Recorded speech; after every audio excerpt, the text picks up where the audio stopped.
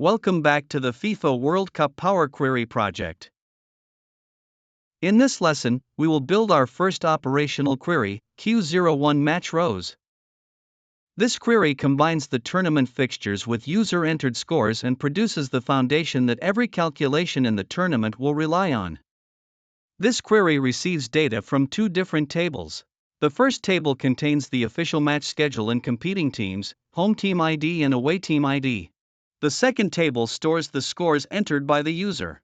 As we mentioned earlier, upon using the information stored in this table into home goal, HG, and away goal, AG, the model ranks teams within each group according to FIFA regulations.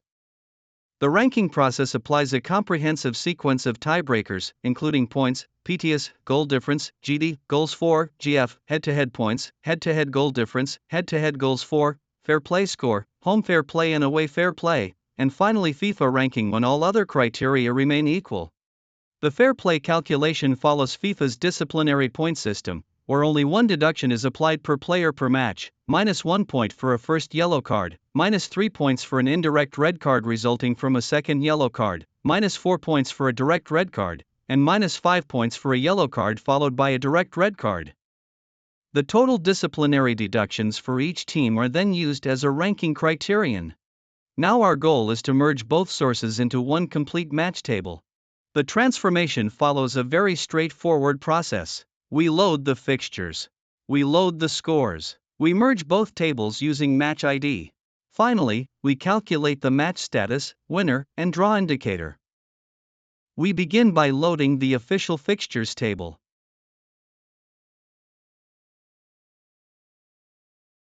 Next, we apply the correct data types to every important column.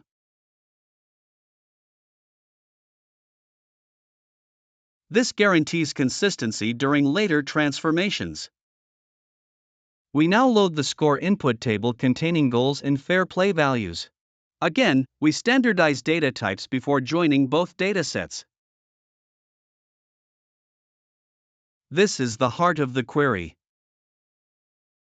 We perform a left outer join using match ID. Every scheduled match keeps its place, while the corresponding score information is attached whenever available. After the merge, we expand only the columns required for match calculations. Home goals, away goals, home fair play, and away fair play. We now determine whether the match has actually been played.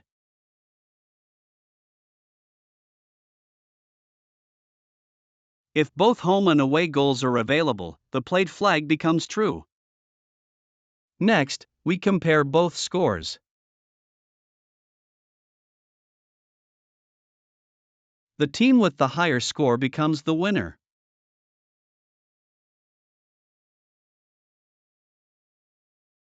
If the scores are equal, no winner is assigned. Finally, we create a simple draw flag, making future tournament calculations much easier.